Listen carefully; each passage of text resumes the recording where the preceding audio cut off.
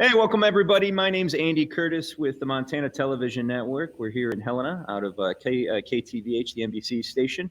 And we are chatting this morning with Cheryl Cohen, who is the operations manager for Montana Housing. And this morning, bright and early at 8 o'clock, Governor Bullock announced yesterday $123 million available for emergency grants. And at 8 o'clock this morning, the Montana Emergency Housing Assistance Program went into effect. So we figure who better to talk about that than Cheryl. And Cheryl, how's it going this morning?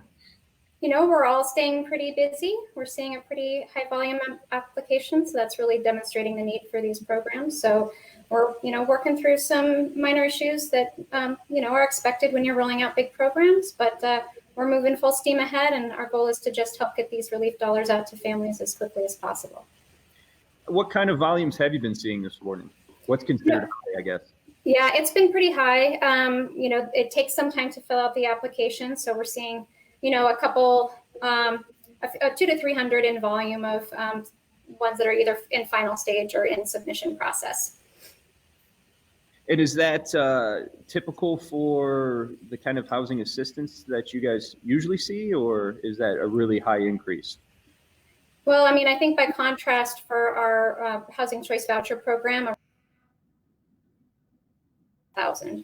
But given the number of unemployment claims that have been filed throughout the state, we're not at all surprised, and I anticipate the volume of applications will increase throughout the day. You mentioned that with a lot of a pretty increased high volume, what kind of problems are you guys running into so far? What little hiccups have you run across? I think with everybody in the system all at once, there was some intermittent slowdowns and some challenges with upload speeds. But we've worked through that issue. We really recommend that applicants use Foxfire or Chrome. And for technical or troubleshooting issues, they can email support@submittable.com. That's the quickest way to get a response if an applicant is having challenges getting through the application process or uploading the required documents. So is this more or less what you guys have expected for the launch? Little fires, but nothing too out of control yet? Yep, I think that's, just part of the course. Anytime you're launching a really big program, and it's not just the Emergency Housing Assistance Program, but another of other COVID relief grant programs that launched today too. And so all of those are within the same system. So seeing kind of high volume across the board, but we're gonna work through things as quickly as we can. Now, for people who are just hearing about this for the first time, do you mind giving us a real basic rundown of what this program is and what it offers to people? Sure. So the goals of the Emergency Housing Assistance Program are to provide relief for Montanans who are experiencing challenges, financial challenges due directly to the COVID emergency, to pay for their housing costs. So this could be rent, mortgage payment, or hazard insurance payment if they pay it directly and it's not part of their escrow with their mortgage servicer. So there are some income limits that apply to the program. Depending on family size, it's between $75,000 and $125,000 per year. There's also expectation that families will contribute a fair share of their income toward their housing costs if they're able and have some income. So we'll be calculating 30% of the household's current gross monthly income toward their housing costs, and the program will pay the difference between that and their monthly housing costs up to $2,000 a month. And would you mind just giving us that website and email address one more time so people who need to get a hold of you can? Sure. So for the technical or troubleshooting issues for the application website, they should go to support@submittable. That's SUBMITTABLE.com. Now, does this program add to any existing programs that you guys already had pre-COVID-19, or is it something that can only be used if you're suffering from any of the issues from the pandemic?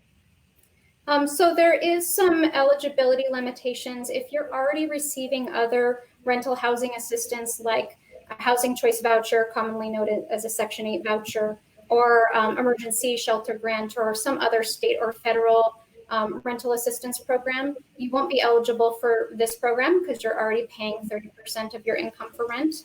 So this is really targeted toward Montanans who've had some substantial loss of income. It could be from job layoff or reduced hours, or a requirement to stay at home because of kids that are out of school or daycare's closed. So any of those situations, also if they've been required to quarantine due to a diagnosis themselves.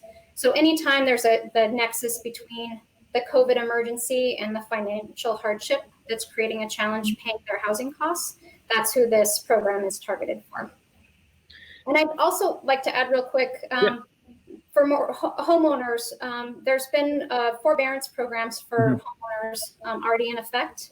And homeowners that are in a forbearance program or seeking forbearance are still eligible to apply for this program. And the goal then is that they could apply and use the assistance funds under this program to help them get current.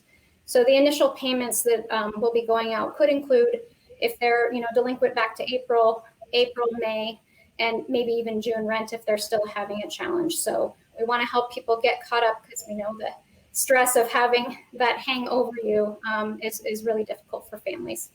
So foreclosures, people dealing with foreclosures prior to this, that's one of the exceptions then for other forms of housing assistance, that if that's what they were dealing with prior, then they can still get help through this current COVID program? Yes, they can still get help.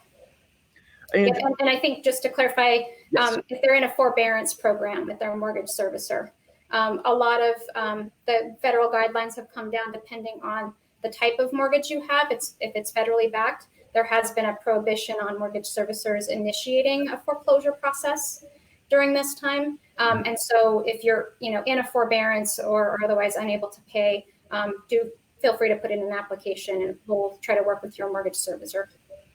And if this is confusing to people and they want to contact you guys for questions, what's that email again? I think the best email for us is if you go to the housing@mt.gov website, there's a contact us page.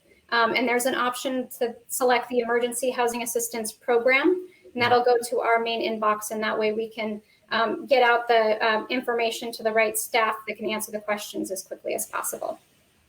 And do you have any kind of tips for people getting all their ducks in a row before going into this? Because I've got to imagine it sure sounds like it requires a lot of paperwork ahead of time. So what are some things? We've really tried to streamline it. The goal is to get the funds out as quickly as possible and not have more administrative burden than is needed for us to perform some essential due diligence. So before people apply or during the application process, they'll see that they'll be required to provide some sort of supporting documentation demonstrating their loss of income. So this could be pay stubs or a letter from an employer or a letter from a daycare about the closure. So think through what documentation you may need to demonstrate how you've had that financial impact due to COVID. So that's one big piece that they should have prepared as an applicant. The other crucial component is that they'll be asked to provide the contact information for their landlord, mortgage servicer, or their hazard insurance company. And it's critical that they include the correct contact information, including an email address, because we'll need some details from the third party in order to make the payment on the applicant's behalf to that third party. And so that can cause some time delays if the appropriate contact information isn't provided. So oftentimes people with large mortgage service companies, it may be out of state, they'll have a general customer service email. It might expedite the process for the applicant to call their mortgage servicer and clarify in advance which email that they should use so we can get the request of information to the right place from the get-go. So it sounds to me like just maybe not having the right contact information is one of the main hurdles that people seem to be running into. Absolutely. I mean, we're going to strive to review all completed applications as soon as possible, but getting that verification from the payment recipient, their W-9, their information that they need, is really critical for us being able to make the payment. So anything that the applicant can do to help us out and direct us to the right place will make it go a lot faster. Any other kind of tips that you would give somebody maybe hearing about this for the first time and making sure that they have everything ready to go by the time they send in the information to you, other than contact information? I think if they could just be patient, we're going to be processing a lot of applications. Our application reviewers might have follow-up questions. We know that families are experiencing a lot of stress right now, and we're not trying to add additional, bureaucratic elements to that process. We're just trying to perform our due diligence and help everyone as quickly as we can. So patience and understanding and being responsive to additional information requests. Is there a time frame that you're telling people to expect any kind of response back from you guys, or any kind of response as far as financially? We're going to strive to review all complete applications within 5 business days. That's a pretty heavy lift. We're bringing on a lot of reviewers from various state departments to help us process that. And then there'll be some time also to process the payment after that. We really strongly encourage the third parties to accept payment by electronic fund transfer. Mm-hmm. That'll make the process a lot faster than issuing a regular check. So if at all possible, that would help speed up the process too. And if that's not possible, I know you guys won't turn anybody away, but is there a separate avenue for people to take if they don't have direct deposit or anything set up? We'll work with the individual third party, the vendor, the landlord, or the mortgage servicer to accommodate those issues. And what kind of time frame are we operating in here? Do people need to get this information and get the process started this month, or what if it takes them a lot longer to get all their proper information and contact information together, and they get this to you June, July? Is that too far out in the future for this to be applicable, or what are we seeing there? I think there's some unknowns this program has $50 million allocated toward it. And so we're going to be processing the applications coming in. It will depend on the average assistance that's going out to each family in the particular situation. I would encourage people to gather their supporting documentation and contact information sooner than later and get the application in the system.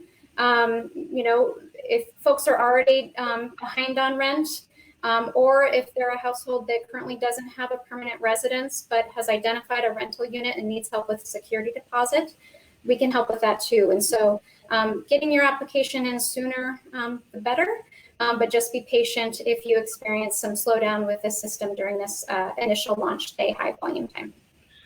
Would you mind